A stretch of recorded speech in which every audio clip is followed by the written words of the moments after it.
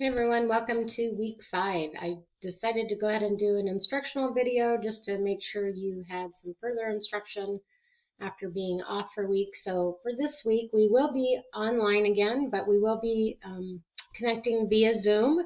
So I sent you a Zoom link that you should have gotten as an invite for Wednesday at 1 o'clock. We'll meet just for an hour online, and that way you can ask any questions and we can go over anything that is still confusing. So just to wrap up for last week, you did your backwards design. I gave you some feedback, but I also asked you to give peer review feedback, so you should be able to see that peer review option now and have somebody's assigned to you. So if you don't, please let me know, and I will make sure I fix that. And so those are due by class time on Wednesday. And then going forward, so this week you have a few assignments. One, your safety course certification is due, so most of you have gotten that completed. A couple of you still working on it, so make sure you get that turned in.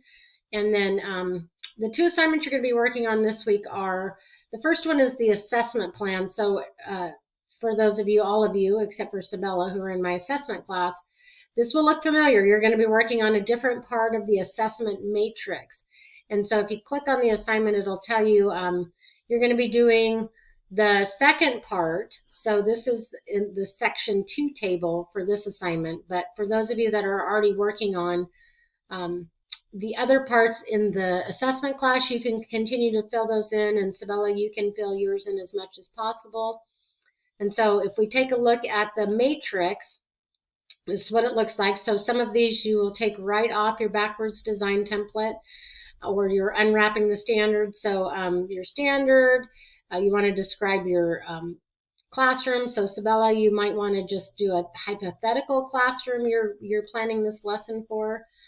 And then your big ideas. And so some of these you created in different classes. And if you have, you can go ahead and populate those. But for the for purposes of this assignment to turn into me for this week, what I'm looking for is this part. So you're doing one lesson. This is the one you've been working on your backwards design. And now you're going to put it into this table. So you're going to put your learning targets. You're going to put your instructional strategies. I've linked an actual document in the assignment that has a list of instructional strategies, but thinking about inquiry specifically, how are you getting students to engage in inquiry? Any instructional materials, videos, things like that you're planning, you should start linking those here. I won't be looking too much at this column yet. This one you're working on going forward. Again, start thinking about how you're going to address those students who may have IEPs, 504s, or just other learning needs that you need to plan for. Culturally responsive connections, start thinking about that. These two columns we're going to continue to work on going forward. Here's the one I really want you to focus on for this, is the assessment plan. So you listed some assessments for your lesson in your backwards design, and for some of you I gave you some feedback on that.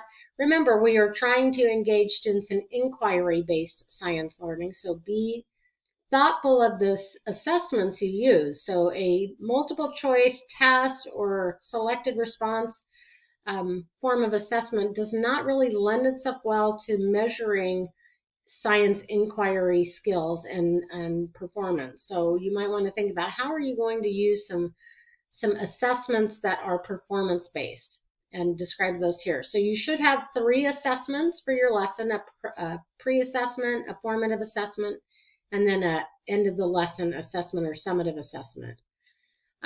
What data are you going to collect that will help you to understand what your students are progressing towards in terms of the goals?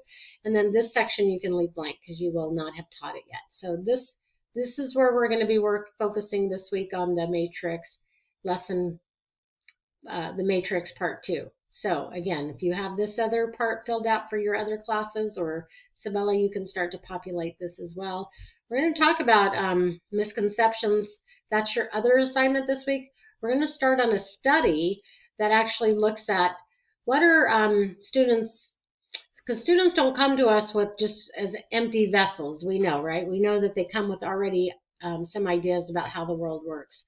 So your preconception study is going to be to look at how do students' beliefs, ideas impact their learning of new information. And so for this assignment, you have a set of notes that you're going to be completing, a template.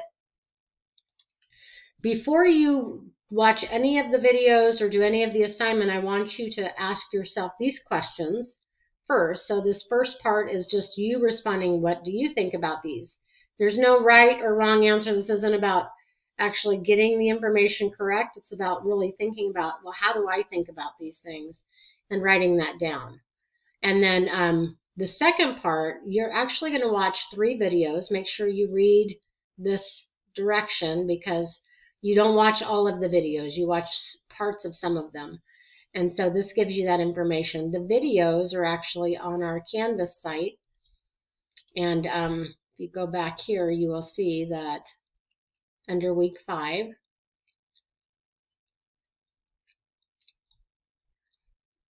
there's video 1, 2, and 3. So you're going to watch those. This one's up like a short overview, but these are the 3 that go with the notes. So you're going to watch the videos. You're going to actually, oops, wrong document. You're going to take notes on them in this section. So here's the video, the name of it. What are some of the misconceptions and the ways that it impacts learning? And then, so for all 3 videos, there's different sections to take notes. So this is what you'll turn in for the second assignment, and that's also due on the 24th. So that's your work for this week. Again, I will see you on the 25th for class on Zoom, 1 o'clock. Look for the Zoom link in your email, and we'll touch base then. Hope you're having a good week and getting things accomplished.